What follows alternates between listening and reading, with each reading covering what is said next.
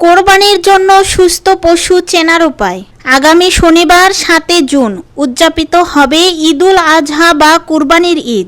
এ সময় যারা কুরবানির পশু কিনতে বিভিন্ন হাটে যান তাদের মধ্যে বেশিরভাগই পশু পছন্দ বা দরদাম করার পূর্ব অভিজ্ঞতা থাকে না, অথবা থাকলেও খুব কম।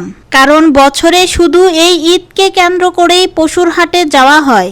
তাই পশু নির্বাচনের কিছু মৌলিক বিষয় জানা থাকলে নির্বাচনের ভুলভ্রান্তি কম হবে এবং একটি উৎকৃষ্ট মানের পশু কেনা সম্ভব হবে। অতিরিক্ত মুনাফা লাভের আশায় কিছু কিছু অসাধু ব্যবসায়ী মোটা তাজাকরণ ঔষধ খাইয়ে স্বাভাবিকের চাইতে অতিরিক্ত মোটা তাজা করে হাটে নিয়ে আসেন গরু। এই সব গরু খুব একটা নড়াচড়া করে না, ঝিমাতে থাকে। অন্য সব গরুর চেয়ে অপ্রত্যাশিত ফোলা থাকে। লক্ষ্য করুন আপনার পছন্দের গরু চটপটে কিনা, কারণ স্টেরয়েড খাওয়ালে গরু নড়াচড়ার বদলে ঝিম মেরে থাকবে।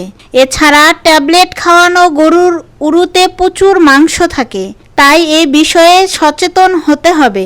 শিং ভাঙা, লেজ কাটা, জিহ্বা খুর, মুখ গোড়ালি ক্ষত আছে কিনা তা ভালোভাবে লক্ষ্য করে দেখে নিতে হবে। সুস্থ গরু চিনতে হলে পাঁজরের হাড়েও খেয়াল করতে হবে। সুস্থ গরুর পাঁজরের হাড়ে উঁচি নিচু থাকে এবং চোখ নড়াচড়া করবে। এছাড়া যদি গরুর নাকের উপর ভেজা ভেজা থাকে তাহলে বুঝতে হবে গরুটি সুস্থ।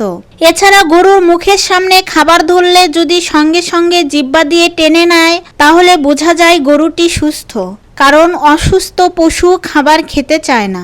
গরুর কুঁজ মোটা ও টান টান থাকলে বুঝতে হবে গরুটি সুস্থ। গরুর পাঁজরের হাড়ে যে 3 কোনা গর্ত থাকে তাকে ফ্লয়েন্ট জয়েন্ট বলে। তাতে কোনো কিছু রয়েছে কিনা সেটা খেয়াল রাখতে হবে। গরুর শরীরের তাপমাত্রা স্বাভাবিকের চেয়ে বেশি হলে বুঝবেন গরুটি অসুস্থ। সুস্থ গরুর চামড়ার উপর দিয়ে কয়েকটা পাঁজরের হাড় বোঝা যাবে। সুস্থ গরু বাঁধা অবস্থায় প্রায় যেন তেনভাবে ছুটতে চাইবে, ঘন ঘন লেজ নাড়াবে, হাঁক ডাকে জোরালো হবে। এ দুরন্তপনার মধ্যে পরক্ষণে আবার সামনে রাখা খাদ্য মুখ ডোবাবে। সুস্থ গরু চেনার আরও একটি উপায় হচ্ছে মুখে জাবর কাটবে।